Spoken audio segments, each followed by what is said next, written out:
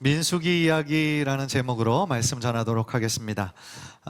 민수기는 모세오경의 네 번째 위치하는 책입니다. 창세기, 출애굽기, 레위기, 민수기, 신명기, 이것을 모세오경이라고 부르죠. 민수기라는 뜻은 민수, 사람들의 숫자를 센다라는 얘기입니다. 영어로는 numbers라고 번역이 됐어요. 그러니까 책의 이름이 의미하는 것처럼 민수기에는 총 2번의 인구 조사가 나옵니다. 그러니까 민수기는 어떤 책이냐? 2번의 인구 조사가 가장 중요한 중심을 이루고 있어요. 그리고 그 중간에 우리가 꼭 기억하면 좋을 지명이 있는데 가데스 바네아라는 지역입니다. 그러니까 제일 첫 번째 인구조사, 그 다음에 민수기 13장의 가데스 바네아의 사건, 그리고 민수기 후반부의 두 번째 인구조사, 이것이 민수기의 내용인 거예요. 그런데 두 번의 인구조사가 필요했던 이유가 있습니다. 첫 번째 인구조사의 대상은 출애굽한 백성들의 숫자를 세는 거예요.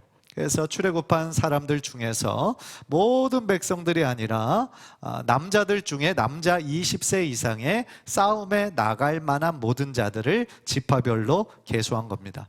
왜 20세 이상의 성인 남자들만 계수했을까요? 군대를 조직하는 겁니다. 군대를 조직한다라는 얘기는 앞으로 싸워야 될 싸움이 많이 있다라는 것이죠. 왜냐하면 이제 출애굽을 해서 이들이 도달해야 될 곳은 어디입니까? 하나님이 약속하신 땅 어디죠? 가나안입니다. 그런데 가나안 땅에 지금 이스라엘 민족을 오는 것을 두 팔 벌려 환영하고 있는 사람들이 아니에요. 그렇죠? 그 나라에서 대대로 살아오던 가나안의 7 족속들이 있습니다. 그러니까 7 족속들의 입장에서는 지금 이스라엘 백성들은 침략자죠. 자기네들 죽이고 이 땅을 차지하려고는 침략자가 온다라고 생각을 하니까 얼마나 그들은 경계심이 있었겠습니까? 그래서 하나님께서 이 이스라엘에게 약속하신 그 땅으로 가기 위해서 그들은 하나님의 군대로서 거룩한 전쟁을 수행해야 되는 거예요. 그래서 그 땅을 하나님이 주신 땅으로 받아들이고 그 땅에서 이제 각 지파들에게 땅을 분배하는, 그래서 하나님의 그 제사장 나라 거룩한 백성을 이루어야 하는 사명을 이루게 되는 것입니다. 그래서 1차적으로 계수를 했을 때 숫자가 성인 남자들 20세 이상 싸울 만한 그 사람들의 숫자만 60만 명 이 되었다라고 얘기를 합니다. 민수기 13장의 가데스 바네아 사건은 다음 주에 제가 설명하기로 하고요. 가데스 바네아에서 그 12지파의 정탐꾼들이 딴 여호수아와 갈렙 두 사람만 빼놓고 10지파의 족장들은 다 불순종의 보고를 하죠.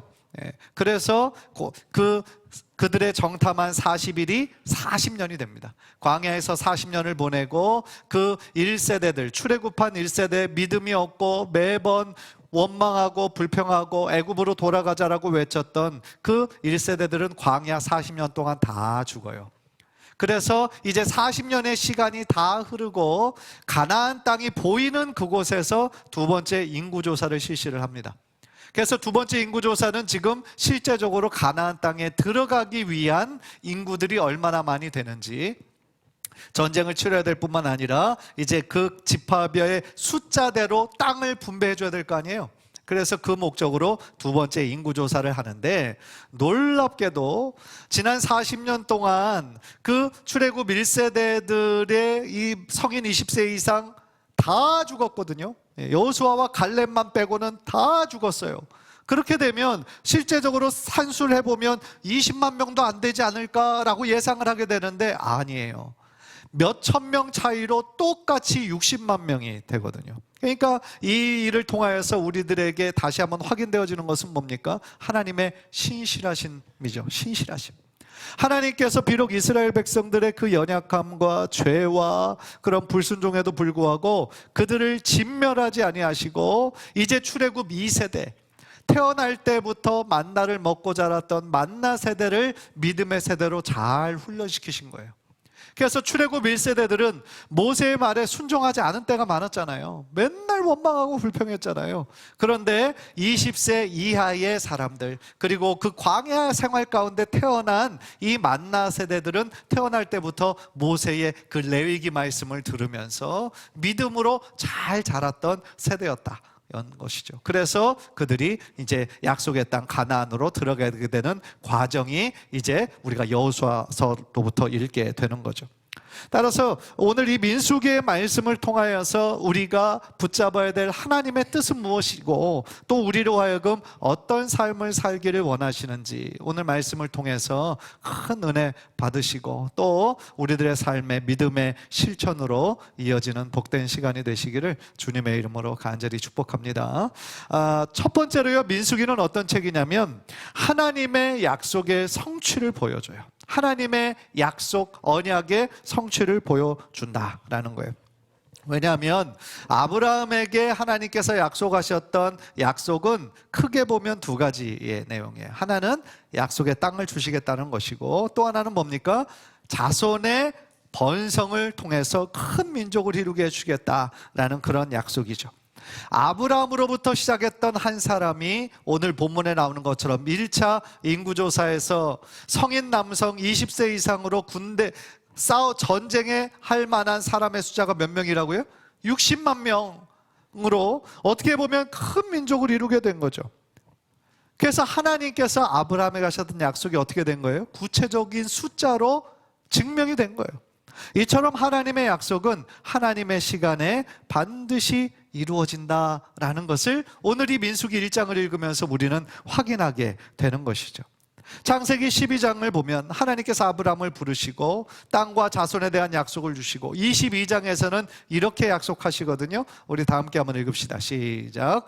내가 내게 큰 복을 주고 내 씨가 크게 번성하여 하늘의 별과 같고 바닷가의 모래와 같게 하리니 내 씨가 그 대적의 성문을 차지하리라. 아멘. 하나님께서 이 약속의 말씀을 아브라함에게 주실 때 아브라함이 몇 명의 아들이 있었어요? 12명이에요? 그거 큰일 나는데? 한 명도 없었어요. 예. 한 명도 없었어요. 이 말씀을 받을 때. 그때 아브라함의 나이도 많았고 아브라함의 아내 사라의 나이도 너무 많았어요. 그래서 인간적으로 과학적으로 이성적으로 생각할 때 그들의 후손을 낳을 수 있는 가능성은 하나도 없었어요.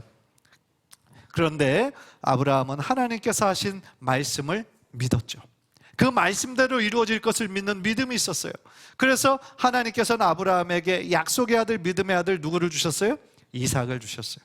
또한 이삭은 야곱과 에서를 낳고요, 그 언약이 야곱에게 이어지고 야곱은 12아들을 낳았어요. 그래서 야곱의 12아들이 나중에 이스라엘의 12지파가 되는 큰 민족을 이루는 엄청난 축복을 누리게 되는 것이죠. 따라서요, 애굽에서 400년 동안 어떻게 보면 애굽의 노예일 수밖에 없었던 그 백성이 이제는 하나님의 거룩한 군대로 정말 싸움에 나갈 수 있는 성인 남자 장정만 60만 명에 이르는 큰 민족으로 성장할 수 있었던 그 가장 큰 이유는 바로 하나님의 약속을 이루시는 하나님의 신실하심 때문이었다라는 거죠. 그리고 하나님의 뜻대로 살지 못하는 그런 불순종하고 패역한 사람들도 있었지만 그럼에도 불구하고 그들을 지키시고 보호하시는 하나님의 무한하신 사랑 때문이었다라는 것이죠. 사랑하는 성도 여러분, 이처럼 하나님의 약속은요, 하나님의 시간에 하나님의 방법으로 반드시 성취될 줄 믿습니다. 그 말씀은 오늘날 우리들에게도 우리가 하나님이 주시는 약속의 말씀으로 받아들이고 그 말씀대로 순종할 때 하나님이 주신 약속이 우리들의 삶 가운데도 그대로 이루어지게 된다라는 뜻인 거예요. 여러분, 지금까지 인류 역사상에 기독교를 미워하고 반대하는 많은 사람들이 있었어요. 대적자들이 있었고 공격하고 박해하는 많은 사람들이 있었어요.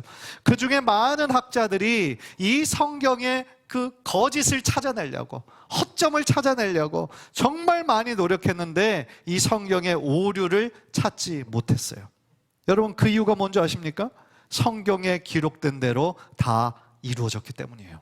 예. 만약에 하나님의 약속이 있었어요. 이 구약에서 아브라함에게 하신 약속, 모세에게, 여호수아에게 하신 약속이 있었는데 나중에 몇백 년이 지나도 이루어지지 않은 것이 있었다고 한다면 아마도 학자들이 역시 하나님은 거짓말쟁이다, 하나님은 존재하지 않는다, 이 성경은 거짓말로 묶어놓은 거다, 인간이 적은 책이다, 난리법석을 떨지 않았겠어요? 그런데 지난 2000년 동안 어떤 한 사람도 이 성경이 거짓말로 가득한 책이고 오류가 가득한 책이라고 주장하지 못했어요. 그 이유가 뭡니까? 성경은 진리의 말씀이기 때문에 그래요. 진리의 말씀이기 때문에 하나님 말씀하신 그대로 다 이루어졌기 때문이라는 거예요. 할렐루야. 그래서 지금까지 그대로 이루어졌다면 앞으로도 하나님이 약속하신 그대로 우리들의 삶 가운데 이루어질 줄 믿습니다. 우리 하나님은 어떤 하나님이십니까? 진리의 하나님이세요. 하나님께는 거짓이 조금도 없으신 분이세요. 하나님이 하신 그 말씀은 반드시 지켜내시는 분이세요. 그게 하나님의 속성이시고 성품이세요. 요한복음 14장 6절에서 예수님도 뭐라고 말씀하십니까? 내가 곧 길이요 진리요 생명이다. 예수 그리스도가 곧 진리다 라고 말씀을 하시는 거죠. 이처럼 하나님은 진리의 하나님이세요. 네, 진리의 하나님이세요. 그런데 사탄 마귀는 진리의 신이 아니에요. 거짓말하는 자고 속이는 자예요. 그게 사단 마귀의 정체예요. 사단은 거짓말을 얼마나 잘하는지 모릅니다. 많은 사람들이 사탄의 감언 이설에 속아 넘어가는 이유가 있어요. 바로 사탄은 거짓말에 너무나 능하기 때문이에요. 저는 이 자리에 있는 우리 모든 성도님들이 사단의 거짓과 유혹에 절대로 넘어가지 말고 오직 참 진리요 생명 되신 예수님만 붙잡는 귀한 은혜가 있기를 주님의 이름으로 간절히 축복합니다. 그런데 하나님의 하신 약속의 말씀이 반드시 성취된다. 그것이 민수기의 주제다라고 말씀을 드렸는데 하나님의 약속의 말씀이 오늘날 우리들에게도 성취되기 위해서 필요한 아주 중요한 조건이 있어요. 두 가지를 말씀드리려고 해요. 그게 뭐냐면 말씀하신 분이 반드시 이루실 것이라는 뭐가 있어야 됩니까? 믿음이 있어야 돼요. 즉 하나님을 전능하신 분으로 우리가 믿고 인정하는 절대적인 믿음이 필요하다라는 거죠. 올해 우리 교회 표어가 무엇입니까?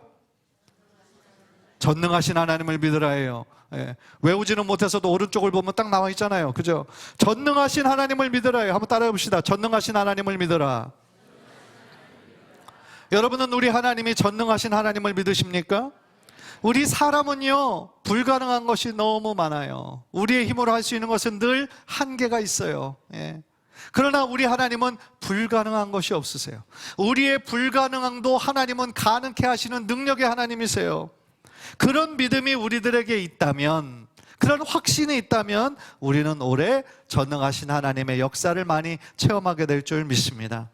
그런데 여러분, 그런 믿음이 어떻게 생깁니까? 내가 그런 믿음을 갖고 싶기는 한데 내가 갖고 싶다고 그 믿음이 저절로 생깁니까? 물론 하나님의 특별한 은혜가 있다면 어느 순간 뜻밖의 은혜가 갑자기 임하기도 해요. 하나님의 절대적인 은혜죠. 그런데 그것도 그 사람이 은혜의 자리에 있을 때 그것이 가능해요. 성경은요 우리에게 믿음이 어떻게 생기는지를 가르쳐 주시거든요. 그것은 하나님의 말씀을 우리가 들을 때, 말씀을 들을 때 우리들에게 믿음이 생겨나요. 로마서 10장 17절 보세요.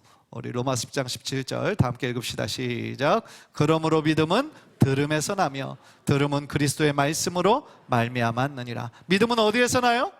들음에서 난다. 뭘 들어요? 그리스도의 말씀을 들어야 된다라는 거죠. 네. 우리가 하나님의 말씀을 부지런히 듣고 단순히 귀로만 듣는 것이 아니라 우리의 마음을 활짝 열고 사모하는 마음으로 하나님의 말씀을 들을 때에 어느 순간 그 말씀이 깨달아지는 거예요. 깨달아지는 거예요. 이해가 되는 거예요. 그리고 어느 순간 우리들의 마음이 뜨거워지는 거예요. 그러고 하나님의 크신 은혜를 경험하게 된다라는 것이죠. 그런 면에서 믿음은요 우리가 노력해서 획득하는 게 아니에요. 나의 노력으로 획득하는 것이 아니라 우리에게 주어지는 하나님의 선물과 같은 거예요. 이 믿음은 즉 우리가 사모하는 마음으로 하나님의 말씀을 듣다 보면요 우리에게 구원에 이르는 믿음을 선물로 주시는 분이 우리 하나님이시다 라는 거죠. 에베소서 2장 8절 우리 다 함께 읽읍시다. 시작. 너희는 그 은혜에 의하여 믿음으로 말미암아 구원을 받았으니 이것은 너희에게서 난 것이 아니요 하나님의 선물이라. 우리에게서 난 것이 아니라는 거예요. 하나님이 선물로 허락하신 거라는 거예요. 따라서요 믿음은 내가 노력해서 믿어지는 것이 아니라 하나님의 선물로 주어지는 것이기 때문에 내가 주인 되어서 능동태로 믿는 것이 아니라 어느 순간 나에게 믿어지게 하시는 거예요.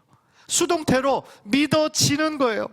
그전에는 정말 내 귀에 하나도 안 들리고 아유 말도 안 된다 이런 얘기가 어떻게 이 세상에서 통하냐라고 생각했던 성경의 이야기가 어느 순간 이게 이럴 수도 있겠구나. 그전에는 안 믿어지던 것이 어느 순간 믿어지게 되는 귀한 은혜가 저와 여러분의 삶 가운데 충만하게 되기를 주님의 이름으로 축복합니다. 그래서 제가 간절히 소원하는 것이 있어요. 이 자리에 예배는 참석하셨지만 아직 하나님을 믿는 믿음이 부족한 분들이 계세요. 저는 오늘 말씀을 통해서 그분들의 마음이 활짝 열리는 시간이 되셨으면 좋겠습니다. 활짝 열리고 하나님의 말씀을 들을 때 하나님이 살아계시다라고 하는, 하나님이 지금도 여전히 일하시고 계시다라고 하는 그런 믿음의 선물을 이 시간 받으시는 귀한 성도님들 되시기를 주님의 이름으로 간절히 축복합니다. 여러분, 하나님의 약속이 우리의 삶 가운데 정말로 실천되어지기 위해서, 실제화되기 위해서 필요한 또 한 가지 조건이 있어요. 첫 번째가 전능하신 하나님을 믿는 믿음이 있어야 된다고 그랬어요. 두 번째는 말씀대로 순종하는 믿음이 있어야 되는 거예요. 한번 따라해 봅시다. 말씀대로 순종하는 믿음이 있어야 한다.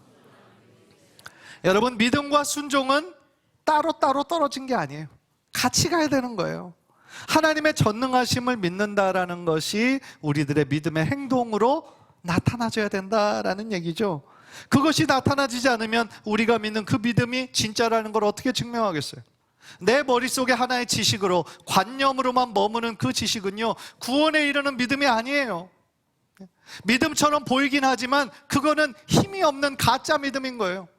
내 삶의 행동으로 이어지는 그 믿음이 참 믿음이다라는 거죠. 따라서 우리가 하나님의 말씀대로, 말씀을 사모하는 마음으로 읽고 또 말씀대로 지켜 행하는 삶을 살 때 하나님께서 여러 믿음의 사람들에게 주신 약속의 내용처럼 우리들의 인생이 평탄케 되고 형통케 되는 귀한 은혜와 축복이 흘러넘치게 될 줄 믿습니다.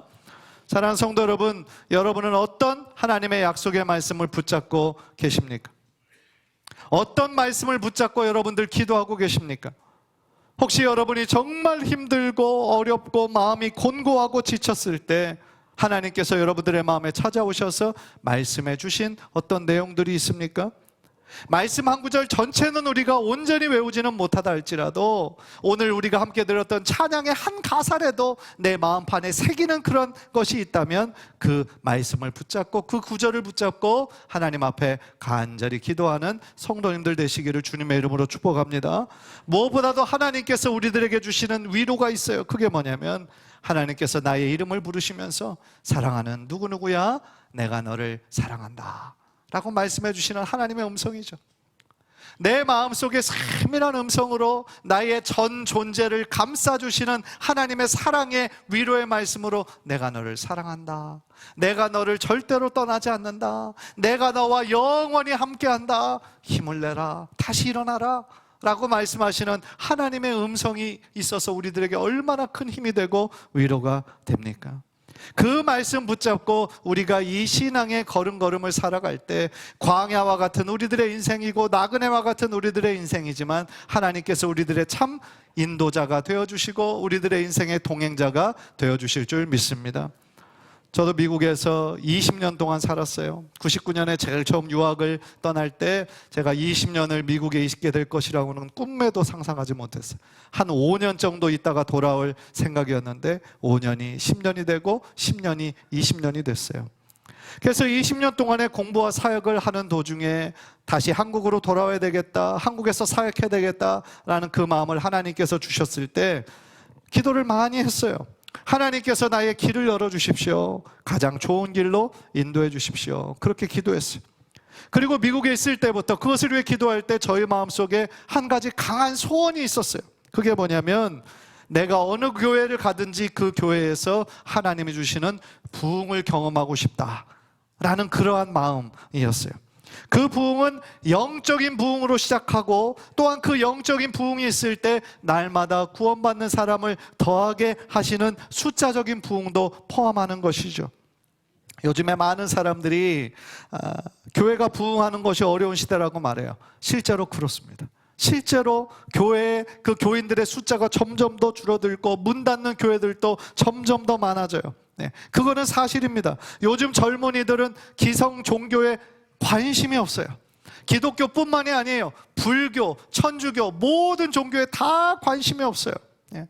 그러나 현실은 이렇다 할지라도 제가 확실히 믿는 것이 있어요. 그게 뭐냐면 우리 하나님이 원하시면 부흥은 지금도 언제든지 가능하다라는 것이죠. 제가 약 2년 전부터 우리 성도님들에게 몇 번, 많이 하진 않았어요. 몇 번 믿음으로 선포한 내용이 있어요. 몇 년 이내에 우리 교회에 부흥의 시간이 올 거다. 제가 말씀드렸거든요. 제가 괜히 느낌으로 말한 게 아니에요. 느낌으로 말한 게 아니라 하박국 3장 2절의 말씀을 저에게 주시는 약속의 말씀으로 제가 받은 거예요. 하박국 3장 2절 우리 한번 보십시다. 여호와여, 다 같이 한번 읽을게요. 시작. 여호와여, 주는 주의 일을 이 수년 내에 부응하게 하옵소서. 이 수년 내에 나타내시옵소서. 아멘. 수년 내에 부응하게 하옵소서. 수년 내에 하나님의 영광을 나타내시옵소서. 예. 이 말씀을 저에게 주시는 말씀으로 받은 거예요. 그래서 저는 하나님께서 수년 내에 어떠한 일들을 반드시 행하실 것이다. 우리가 준비되기만 하면 하나님이 분명히 그렇게 허락하실 것이다 라는 확신이 있는 거예요. 저는 어떤 방식으로 부흥이 나타날지 열매 맺을지는 몰라요. 예. 어떻게 일어날지는 저는 잘 모릅니다. 오직 하나님은 아시죠. 예. 그러나 우리가 부흥의 꿈을 함께 꾸고 한 마음으로 기도하고 열심히 전도하고 열심히 노력하다 보면 어느새 하나님께서 주시는 귀한 부흥의 축복을 경험하게 될 줄 믿습니다. 간절히 바라기는 오늘 말씀처럼 하나님의 약속은 하나님의 때에 반드시 성취된다라는 것을 우리가 믿으면서 오늘 또 주님의 말씀을 믿고 순종하는 저와 여러분들 되시기를 주님의 이름으로 간절히 축복합니다. 두 번째로 또 하나 중요한 포인트가 있어요. 이건 뭐냐면 민수기 2장을 보니까 민수기 1장에서 그 계수된 그 숫자들을 중심으로 각 지파별로 진영을 갖추게 해요. 그래서 중요한 거는요, 동서남북에 이제 둘러싼 지파들이 딱 3개 지파씩 나뉘어지고 중앙에 레위 지파가 있고 레위 지파가 또한 둘러싸고 있는 것이 하나 있었어요. 뭘까요? 성막이에요. 회막입니다. 민수기 2장 2절을 보세요.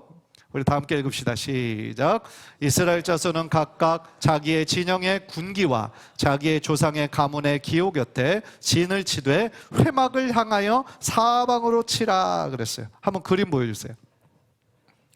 이게 이스라엘 백성들이 광야 가운데 있었던 그 진의 모습이에요.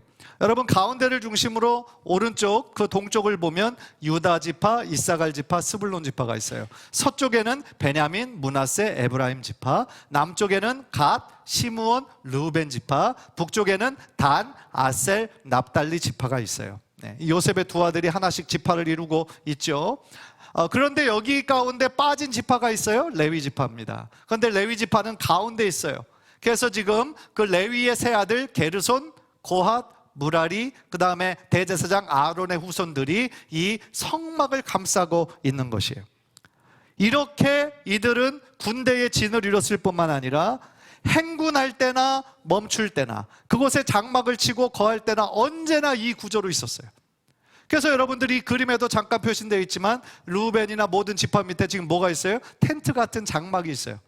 그래서 이러한 구조로요, 이들이 하나님께서 가라고 하면 저 장막 텐트 다 친 다음에 어깨에 맨 다음에 이 진으로 그대로 전진.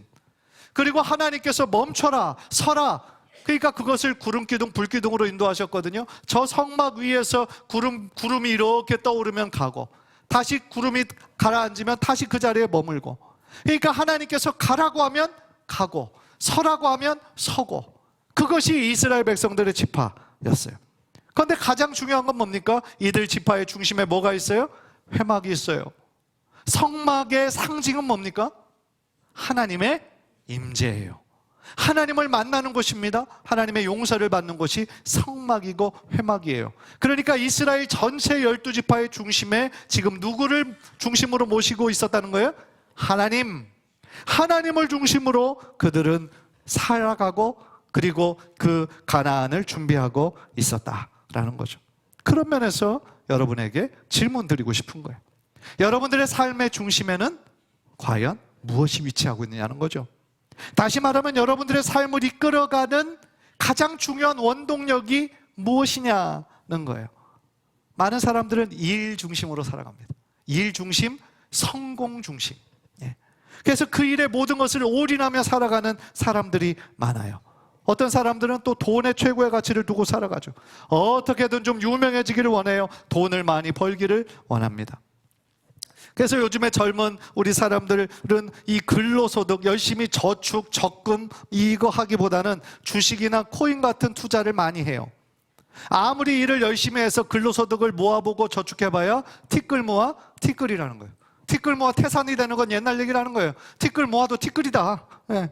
그러니까 지혜롭게 투자하는 거 물론 좋지요. 그러나 많은 젊은이들이 마치 도박처럼 한탕 주의로 이 투자를 하다가 큰 좌절과 실패를 경험하는 젊은이들이 많이 있어요. 안타까워요. 또 어떤 사람은 행복을 최고의 가치로 여깁니다. 건강을 최고의 가치로 여겨요. 또 취미와 오락에 열심인 분들도 있어요. 물론 다 나름의 이유와 목적이 있죠. 그러나 우리는 크리스찬이에요. 하나님을 믿는 사람들이에요. 세상의 가치관대로 살아가는 사람들이 아니라 하나님의 가치관대로, 하나님의 법대로 살아가는 사람들이에요. 그런 면에서 여러분에게 권면하고 싶은 거죠. 오늘 이스라엘 백성들이 성막을 중심에 두고 하나님 중심으로 살았던 것처럼 우리들의 삶 속에 오직 하나님을 나의 왕으로, 나의 주인으로 모시고 살아나가시기를 주님의 이름으로 간절히 축복합니다. 왜냐하면 이 세상에 존재하는 그 어떤 것도요, 우리 하나님보다 귀한 것은 없습니다. 찬송가처럼 주 예수보다도 귀한 것은 아무것도 없습니다. 나를 창조하신 분이 하나님이세요. 나에게 생명을 주신 분이 하나님이시라면 하나님의 뜻대로 살아가는 것이 너무나 당연한 것 아니겠습니까? 따라서 우리가 예수님을 나의 중심 삼아, 주인 삼아 살아갈 때에 이따가 우리가 찬양하겠지만 나의 삶에 지금까지는 그냥 내 꿈을 이루기 위해서, 성공하기 위해서, 돈 많이 벌기 위해서 그렇게 올인하며 살아왔다면 이제는 나의 꿈을 이루는 것이 나의 목적이 아니라 나를 향한 하나님의 꿈을 온전히 이루어드리는 것을 나의 꿈으로 삼고, 또 내가 닮아가야 할 분이 세상에서 성공한 사람이 아니라 오직 예수 그리스도를 나의 목표로 삼고 주님의 성품이 나의 성품이 되기를 원하고, 또한 성령님의 권능이 나의 능력으로 나타나는 그러한 삶이 되기를 우리가 원하고 바라고 기도하는 삶을 살 때 하나님께서 우리가 사는 그 모든 것, 우리가 행하는 모든 일들 가운데 함께 해 주실 줄 믿습니다. 간절히 바라기는 이 광야 같은 시대, 나그네와 같은 삶을 살아가고 있지만 오직 하나님의 인도하심만을 바라며 오직 예수 중심으로, 오직 말씀 중심으로, 오직 은혜 중심으로 살아가서 하나님께 큰 영광 올려드리는 저와 여러분 되시기를 주님의 이름으로 간절히 축원합니다.